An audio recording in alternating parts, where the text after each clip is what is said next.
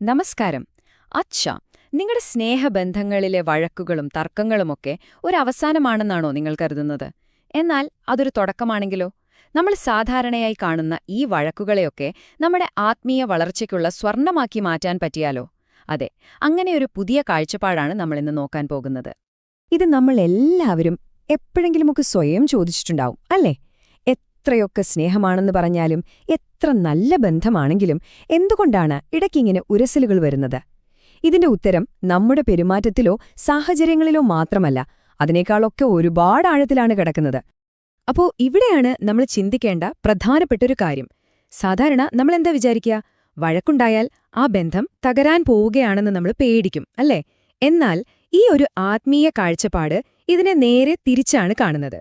അതായത് പ്രശ്നങ്ങളുണ്ടാവുന്നതല്ല, പ്രശ്നങ്ങളെ ഇല്ലാത്തതാണ് യഥാർത്ഥത്തിൽ വളർച്ച നിന്നുപോയതിന്റെ ലക്ഷണം. ഓരോ ഉരസലും നമ്മളോട് പറയുന്നതെന്താണെന്നറിയോ?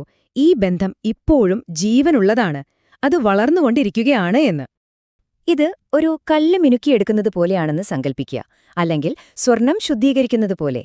തീയുടെ ചൂടല്ലേ സ്വർണത്തിലെ അഴുക്കിനെ കളയുന്നത്? അതുപോലെ രണ്ട് ആത്മാക്കൾ ഒരുമിക്കുമ്പോൾ അവരുടെ ഈഗോകളും ദുശ്ശീലങ്ങളുമൊക്കെ പരസ്പരം ഉരസി ഇല്ലാതാവുന്നു. ചിലപ്പോൾ കുറച്ച് വേദന തോന്നുമായിരിക്കും, പക്ഷേ ഈ ഉരസൽ യഥാർത്ഥത്തിൽ രണ്ടുപേരെയും കൂടുതൽ ശുദ്ധരും മികച്ചവരുമാക്കി മാറ്റുകയാണ് ചെയ്യുന്നത്. അപ്പോൾ ഈ സാധാരണ ഉരസലുകളെ സ്വർണമാക്കി മാറ്റുന്ന ആ ഒരു പ്രക്രിയ, ആ ആൽക്കമി എന്താണ്? അതിനെയാണ് ബന്ധം എന്ന യജ്ഞം എന്ന് വിളിക്കുന്നത്. ഈ ആശയം വരുന്നത് പണ്ഡിറ്റ് ശ്രീറാം ശർമ്മ ആചാര്യയുടെ പഠനങ്ങളിൽ നിന്നാണ്.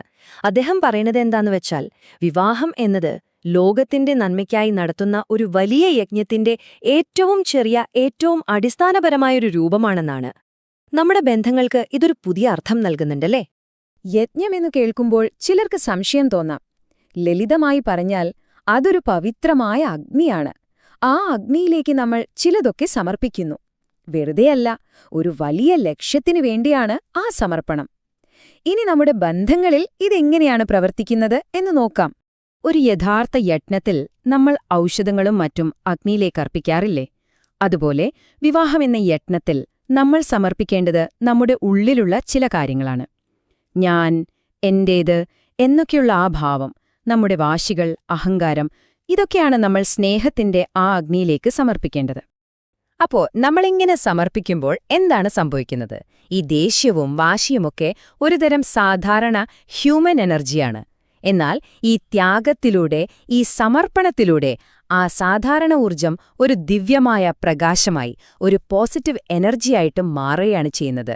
ശരിക്കും പറഞ്ഞാൽ നെഗറ്റീവിനെ പോസിറ്റീവാക്കി മാറ്റുന്ന ഒരു ആൽക്കെമി തന്നെയാണിത്. ശരി.